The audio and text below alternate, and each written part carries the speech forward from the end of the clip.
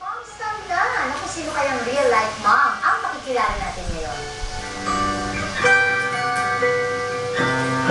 Hi everyone, I'm Mom Gloria Ong, and I'm a mommy of 2 boys.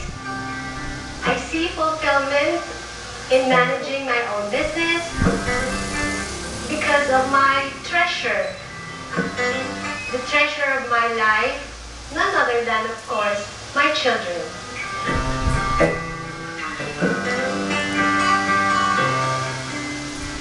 You know, Mom, I have to raise 2 kids. Mahirap in a way na masarap din. Yung fulfillment as a mom na nakikita ko kasi na napapanaki ko sila ng maayos.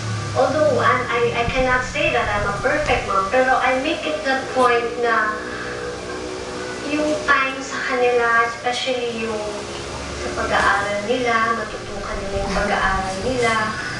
Kasi as a parent, yun lang naman ang ultimate goal yung mapagtapos mo yung mga anak mo, diba? So, yun yung siguro nag-inspire sa akin to really make it good in this business. Kasi I have 2 children to raise. And sa sobrang pagmamahal ko talaga sa kanila, I don't wanna fail. I don't wanna fail. So parang sabi ko, bilis lang ng panahon. But I still have a long, long way to go. At kumbaga, the journey continues But I am confident na matutupad ko naman and I will be able to achieve all my goals for my children.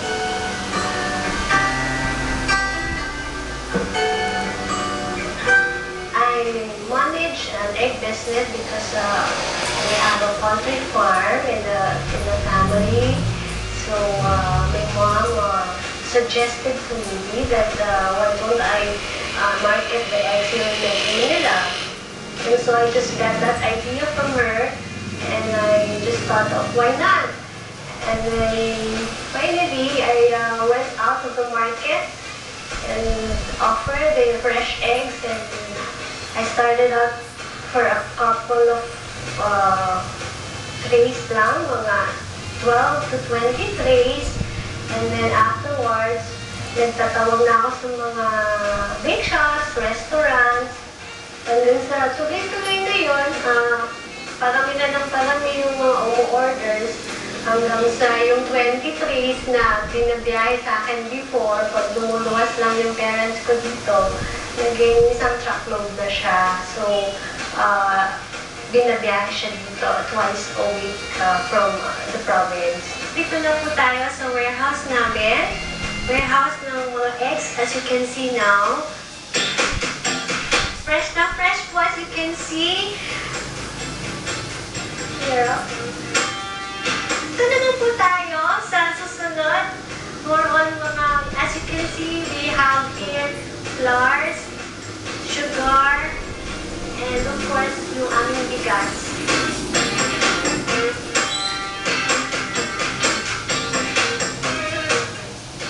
Yung pagiging mom, struggle pa din right now. I cannot say na fulfilled na ako sa mom kasi I still have a long, long way to go kasi marami pa akong plans for my children, marami pa akong dapat gawin sa kanila, ayusin. The values I impart with them is kung ano yung training na inigay sa akin ng mga magulang ko.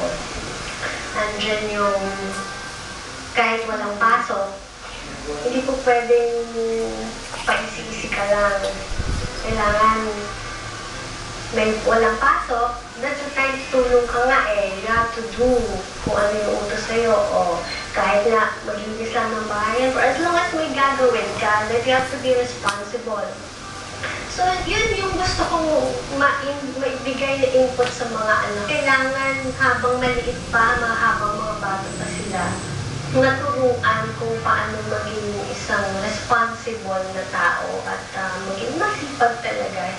Kasi future din naman nila yan So, kung sila, lalaki na batugan, ano expect mo sa future niyan? So, kailangan talaga na habang bata pa, matrain sila how to be responsible. Paalis ng stress,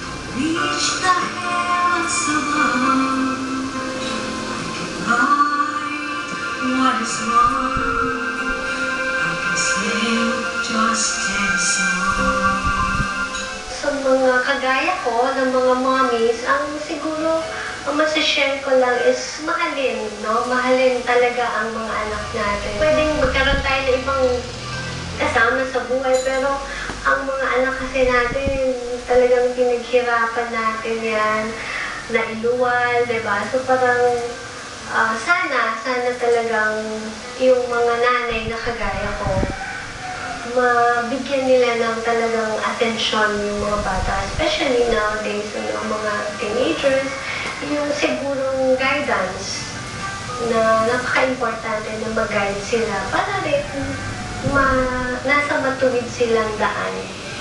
So yun, wala naman sigurong talagang formula na being the best mom, diba?